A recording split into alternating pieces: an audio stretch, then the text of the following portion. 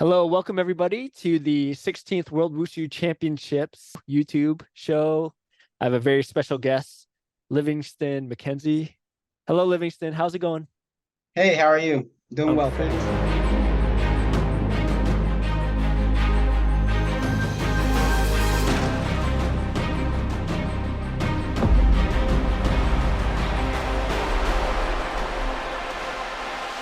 Hey, how are you? Doing I'm well, pretty thanks. good. I'm your host, Roger.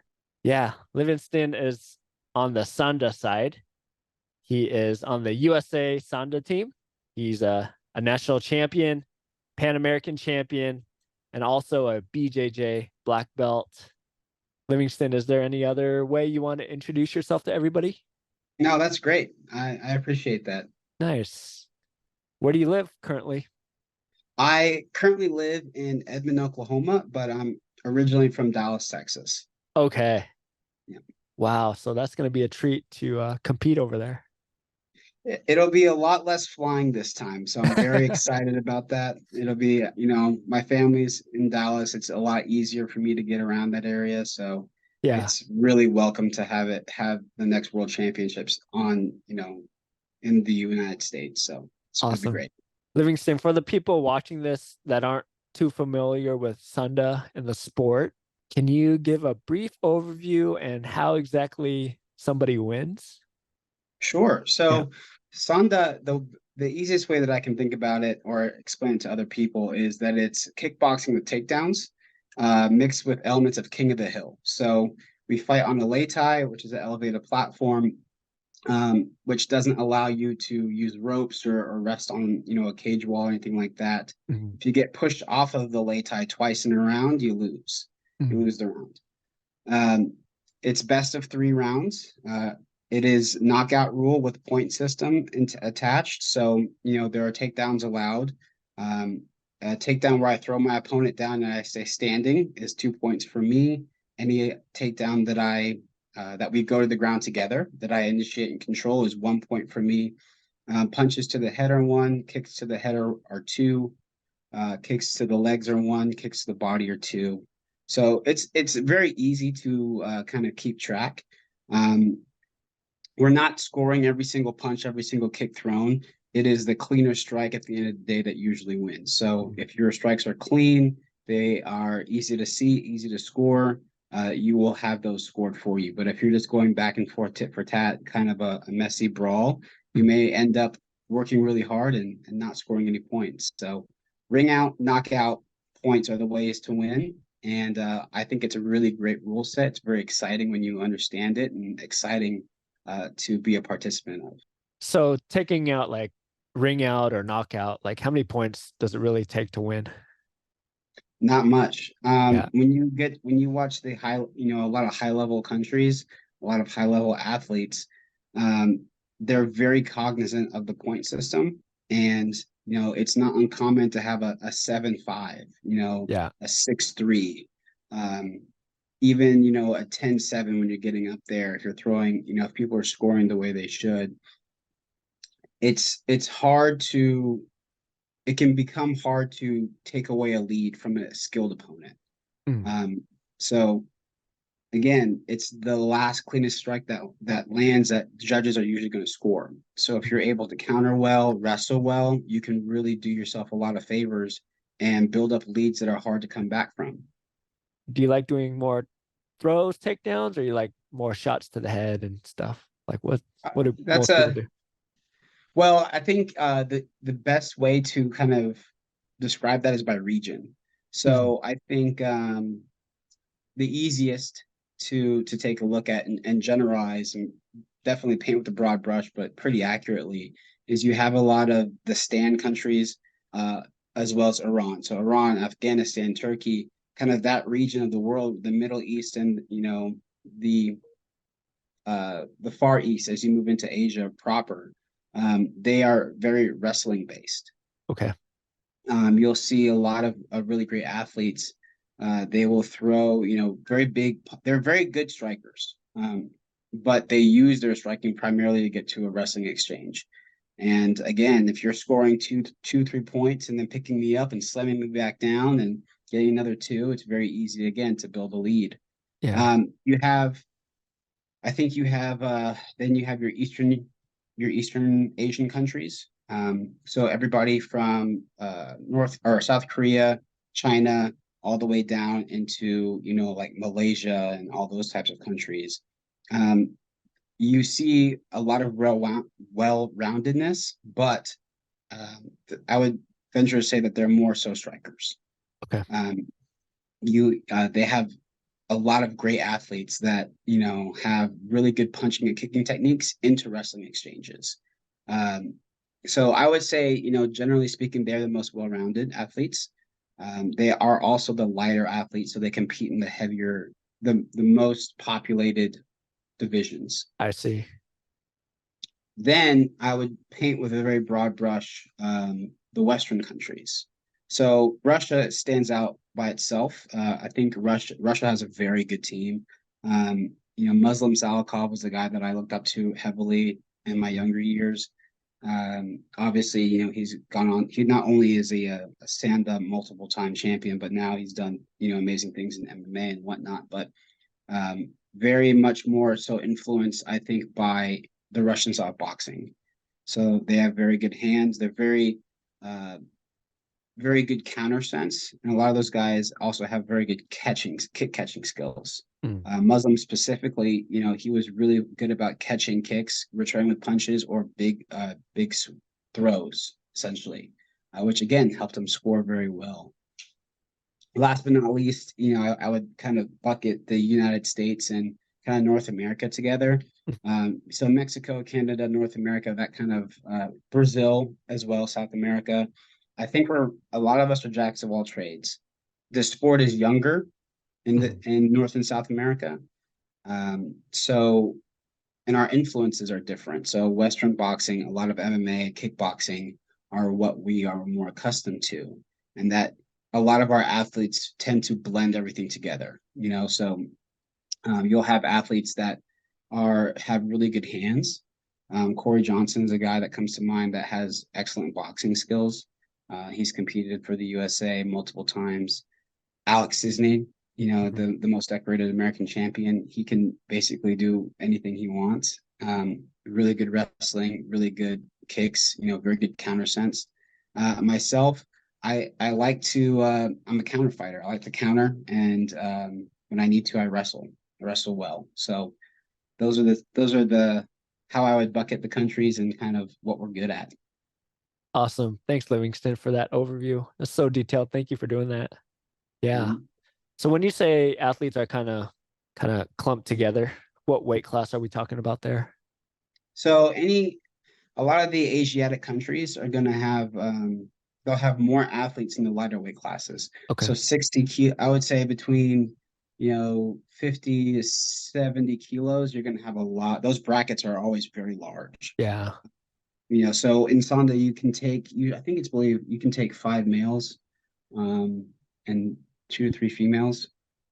So obviously you can't take a team to put people in every weight class. So countries are going to take their strongest athletes, the ones that they feel that would represent them the most, give them the best chances of winning. Well, when you talk about Asian countries and Middle Eastern countries, or not Middle Eastern countries, but that side of the world, you have a lot of people that fit into that 55 to 70 kilo weight range. Yeah. You have a lot of those. You have, and those are very, very tough countries. I mean, that is a murderer's row of competition. I'm just trying to do the math on what kilo is to pounds. I'm glad one of us can. 50 kilos is 110 pounds. Makes sense. Mm-hmm. Yeah. 132 for 60 kilos. Okay. Yep. Yeah. And so, between that like 130 to 160, 170 pound range, you're going to have a lot of those countries, right? So Laos, Malaysia, Indonesia, Korea, obviously China. Yeah. All those countries are going to be there. You're going to have a lot of competition. As you move further west, we don't deal like I probably will never face a Chinese athlete in my career just because they have such a strong presence in those lighter weight classes. If you're taking the best of the best, they're probably going to be less than 85 kilos. Mm-hmm. You know, not to say that they don't feel those brackets, but a lot of my competition, the guys that I think about the most are, Russia, Iran, Afghanistan, Turkey, Brazil, those countries that have bigger people, Got it. and that contend in those weight classes a bit more. Is there, like, I did a lot of point sparring growing up. Mhm. For you all, are you pulling back your punches or kicks? Or it's like straight through? I don't know. You're No. straight through. There's a game to be played. Yeah. This isn't you have a short time to work, but there's no incentive to pull back. Mm. One of my early teammates, Gary, he always said that it's knockout rule plus points. So, you go out there, you impose your will, you throw with intention, but you're not dumb. You're smart about it. You try and Yeah. score, but everything I throw with intention behind it. So yeah, there you can play a point game, but the best people in the world, if you go on Instagram, you go on YouTube and you look up Sanda fights, you look up, any of those accounts and whatnot, you're not going to see guys or women that cannot hurt people. Yeah. They're going to have knockouts on their record. They're going to have fights where they get in somebody's face and they don't take backward steps.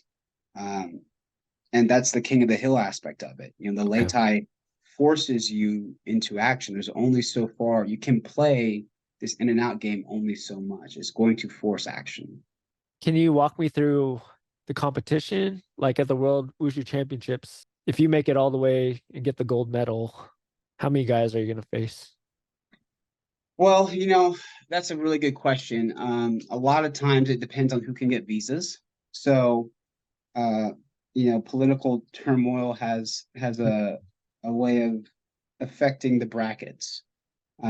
It remains to be seen what teams will actually be able to, gain entry to the United States. But I'm anticipating at least four Okay. or five fights, which is less than my lighter teammates will have to go through. Yeah, Um, but those are going to be tough opponents. for sure. Um, I think I had similar amount of bouts. I would have had a similar amount of bouts to reach a gold medal when I participated in the Shanghai Championship. So how many days are you gonna fight those four guys? Is it 1 day, 2 days, a week? It well, I'm a heavier guy, so depending on the lot draw and how they schedule the tournament, I'll probably start later and then I'll fight. You know, I won't have to fight twice in a day, or maybe Okay, if I do, it'll only be the first day. got it. And then after that, it'll be, once a day. But once you start fighting, so once your bracket starts, you're weighing in every day. Yeah. Um, which, that's the fight before the fight. Mm, And it's the continuing fight after every successive bout. So yeah. it can become very hard and draining. Yeah. Talk me through that. If you like you're in a certain weight class Mhm. and if for some reason you're not making weight, what's the consequences? Or do you worry about that? Oh yeah. I Oh, mean, okay. well, that's part of the selection process, so Yeah. um your team principals, your team leaders will not select athletes or should not select athletes that they're not comfortable with making the weight successive times. Mhm. Um, the vast majority of my career, for instance, I fought at 85 kilos. I was a bit younger then, and it was relatively easy for me to make that weight class. Yeah. It was still my goal to compete in that weight class in this coming tournament, but I've gotten bigger, I've gotten stronger. I'm a little bit older, and I had to move up. So Yeah. it's either I go to a weight class where I'm more confident I can make that weight multiple times and not have my performance degrade over a course of 4 to 5 days, or I can try and break my body down in the months prior to, and then still have to suffer True. each successive day to get to a weight class. So, when athletes are cutting weight, the reason that we do it, in theory, is that you want to be the biggest, strongest, fastest guy in a weight class. That's just the end of it. Yeah. So if you fight at 85, you'll have guys that walk around closer to, 85 kilos is 186 point something pounds. Yeah. Call it 187. 180. Exactly. Yeah. So, if you have to weigh in at 187, you want to be as big, as strong as possible, and then, lean out and cut out some water to comfortably make 187 pounds. For me, I was closer to 200, and I would make that weight pretty confidently. But the bigger you are, the more weight you can theoretically cut. But that's the game that we're all trying to play. We're all looking for, this is a heavy contact sport, right? So we all want to be the hammer and not the nail. So you look for every advantage that you can to try and gain that. The rules, and the reason that, the World Wushu Committee and the people in charge went to everyday weigh-ins is to cut back on the drastic weight cutting. So for instance, it's not irregular to see professional athletes, professional fighters in MMA or boxing or wrestling, go from 200, almost 195 pounds to 155 pounds for a weigh-in. Wow.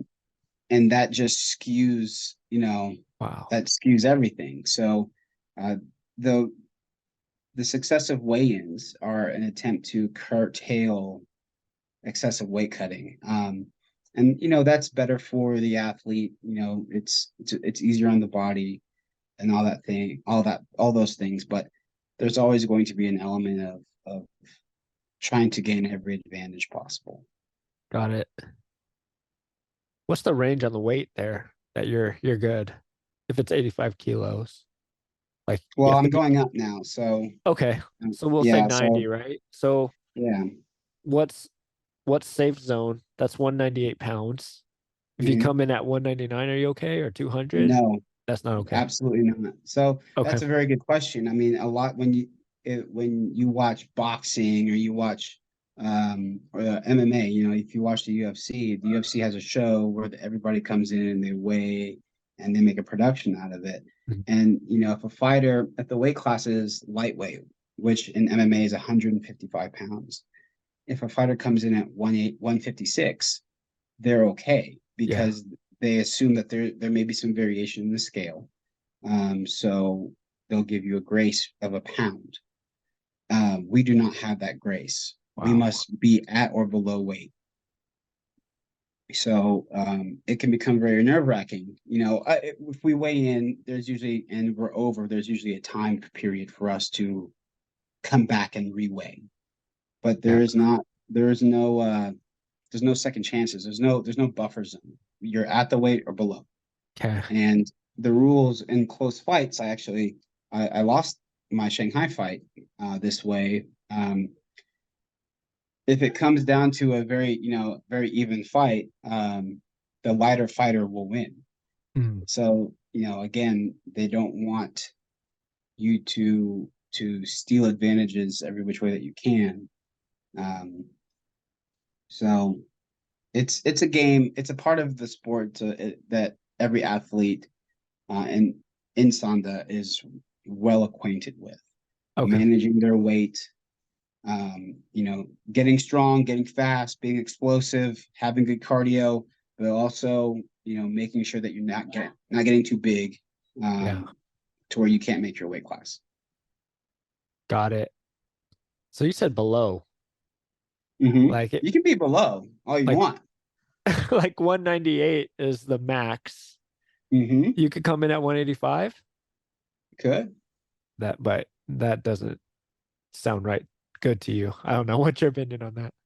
I mean, there's something to be said about being and not worrying about the weight. If you can train really hard, you can basically eat whatever you want, which is probably not a good idea, but you could do all those things. If you come in under, that's great. I mean, that's on you. Yeah. Got it. It's a cap. Yeah. I'll put it to you that it's a cap. Now you can't be like 50 pounds below, Yeah. right? But if you walk in, you step on the scale and you're 195 or 190 and the weight class is 198, that's one less thing for you to worry about. That's true.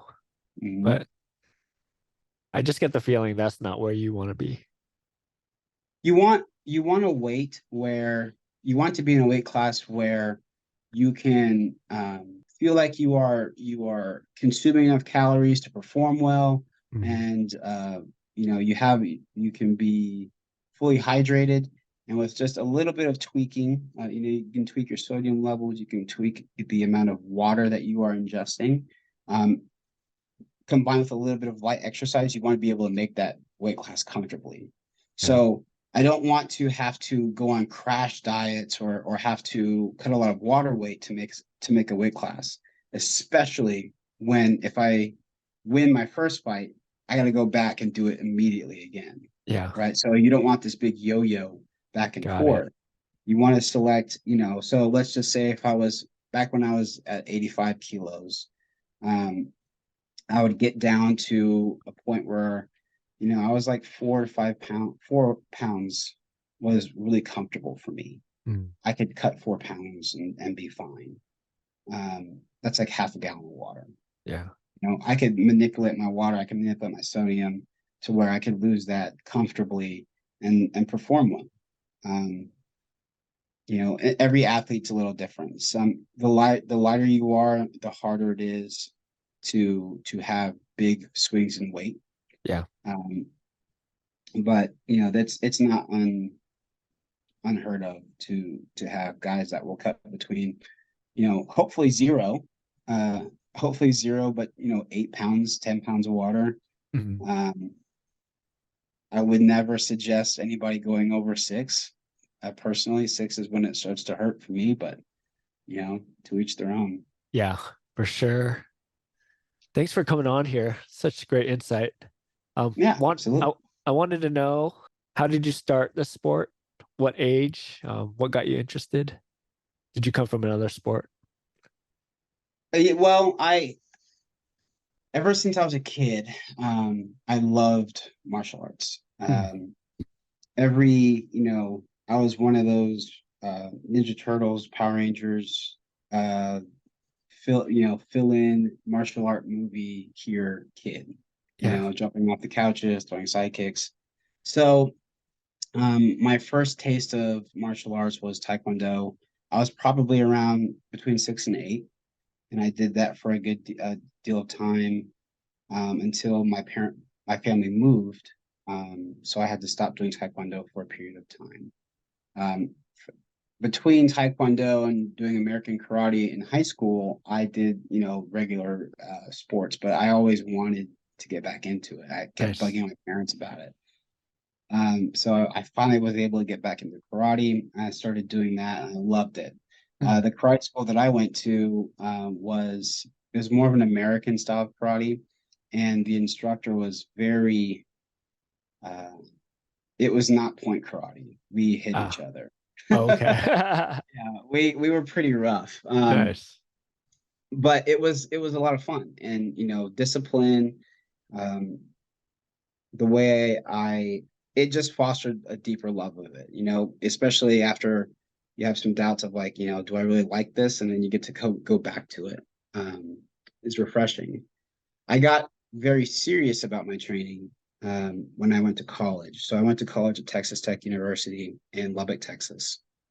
And immediately, the first week that I got there, I was looking or trying to find places to train, Yeah. So um, I immediately started. I met some of my great friends now, Danny and Corey and them, and I started training a lot of Brazilian Jiu-Jitsu at the time, and eventually I got introduced to Coach Lee, and that is when everything went into hyperdrive. Nice. Um, Coach Lee, of course, is the USA team coach. Mhm. He has been the USA team coach for as long as I've done this, and he was super kind to me. I have a really deep appreciation for him and what he did for me, because when I was in college, you know, my parents are immigrants, and even well at that time, I was very focused on school. You know, Mhm. school always came first, and I didn't have a lot of money. And he essentially let me train on a promise that I would pay him back for the previous training sessions after the summer when I had a chance to earn some money. And I honored that deal, but he threw a lot of effort into me and allowed, there's nothing I could offer him. Mhm. I was a face of many. And at that point in time, at United Martial Arts in Lubbock, we had a room full of absolute killers. Yeah. We had guys from the smaller weight classes up to about 85 kilos, and it was, we would train 5 days a week, for 2.5 hours, and we did that religiously. I mean, Yeah. we worked really, really hard, and that was, those are some of the best days of my life. So I'm very grateful to him and everybody else that I got to that put time and effort into me. And since meeting Coach Lee, I guess that was probably around 2008, 2009 time frame. Until, I mean, still to this day, I make time every year, probably around 3 or 4 times minimum, of going to Lubbock and training with him, training with Corey, and all those guys, Yeah. because they're my family and my best friends. Mhm. Two, the instruction is phenomenal.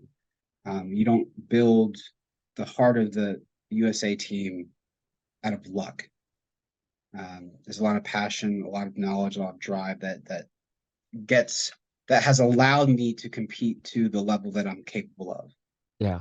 Um, and even now, there'll be some of them coming on Thursday to train with me. So it's this relationship that keeps on giving back to me. And like I said, I could wax on, or I could talk about them and that portion of my life for a long time. But that's really how I got started. A lifelong desire to train, and I just love to train. Competing is like a bonus, Mhm. but it was really fostered and sharpened and honed when I was able to put in that much work, over successive years with coach and everybody else there. Nice. All right. Just to reset, we have Livingston McKenzie here, multiple time champion and USA Sanda athlete. Can you talk me through let's say you're going to have a normal training session. How many minutes is that going to be? If you're training tomorrow, let's say. Well, it kind of depends. If I'm doing a practice, where I'm just kind of hitting mitts or drilling certain things, uh, an hour to an hour and a half. Okay. More often, about hour to hour 15.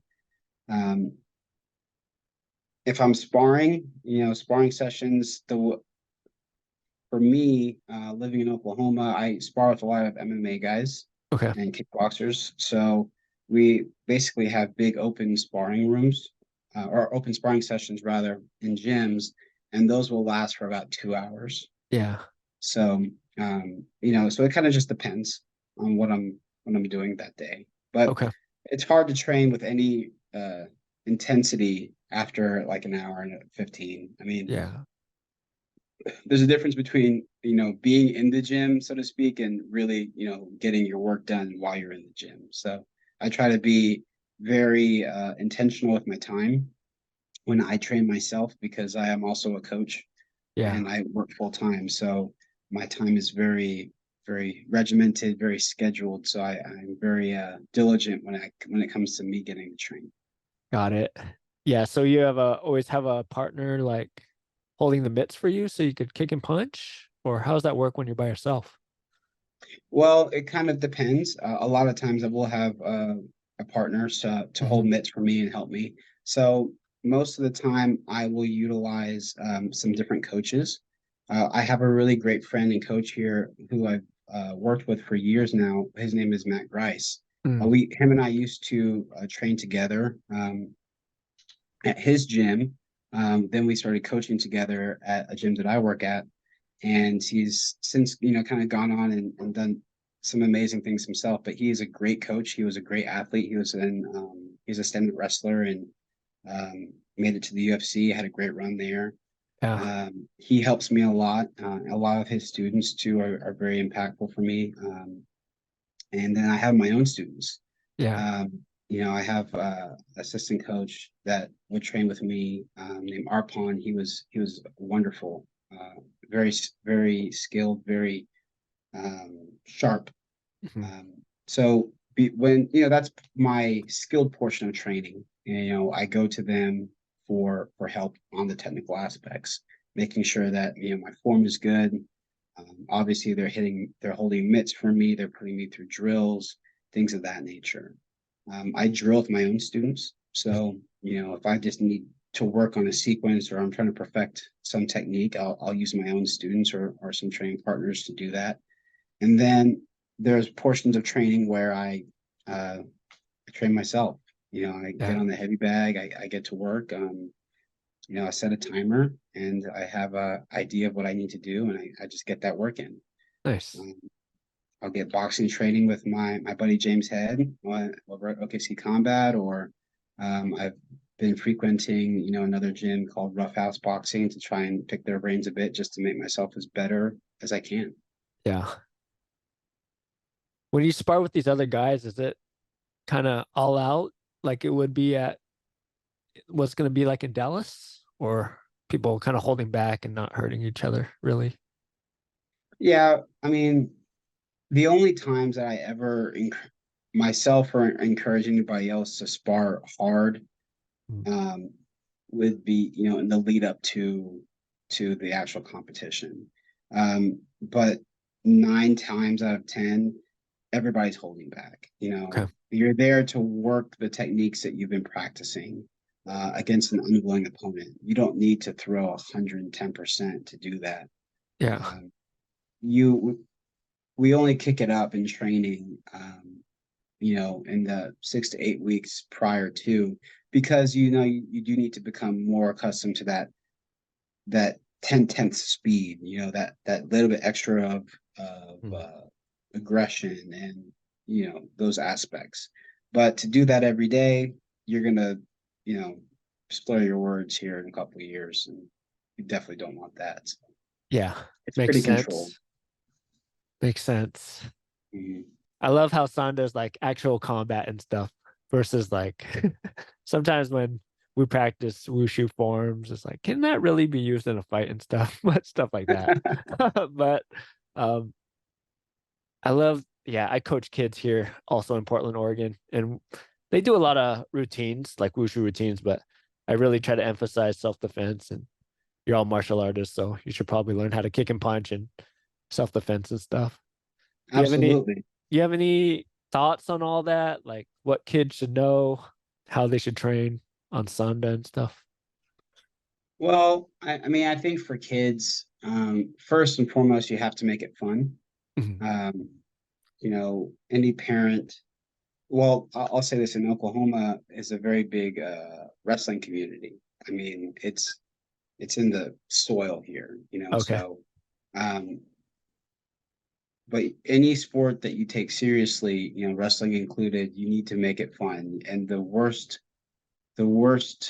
of people can come out when their kids are competing in sports that can become high level, like wrestling. Mm. So um, you know, that's first and foremost. You need to make it enjoyable for your child. Uh, for children, up through adulthood. Well, for children, I think dabbling in many martial arts is good.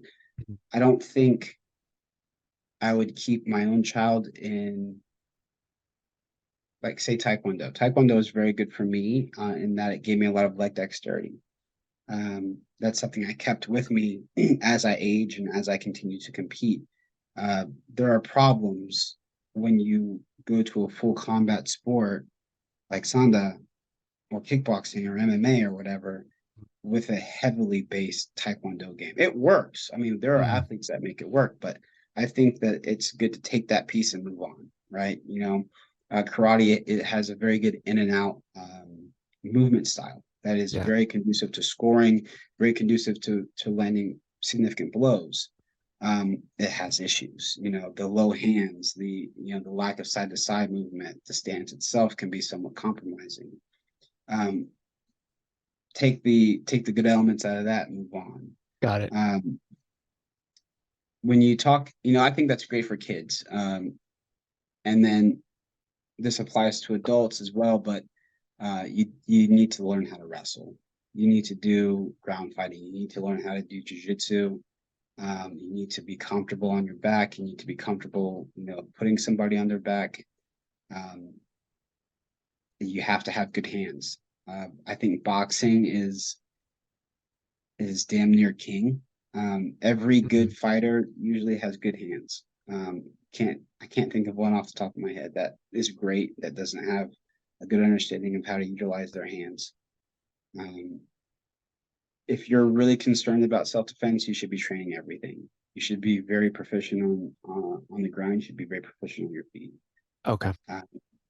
If you are a specialist, if you are a striker of any breed or sort, you need to have an understanding of how to stop somebody from putting you on your back.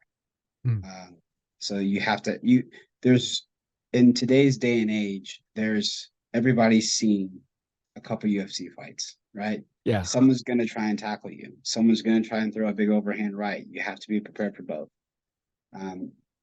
So I guess, to summarize my rambling thoughts here, I think as a child, it's good to expose them to multiple things, but as they turn into an adolescent, really focus on wrestling, boxing, and jiu-jitsu and kickboxing.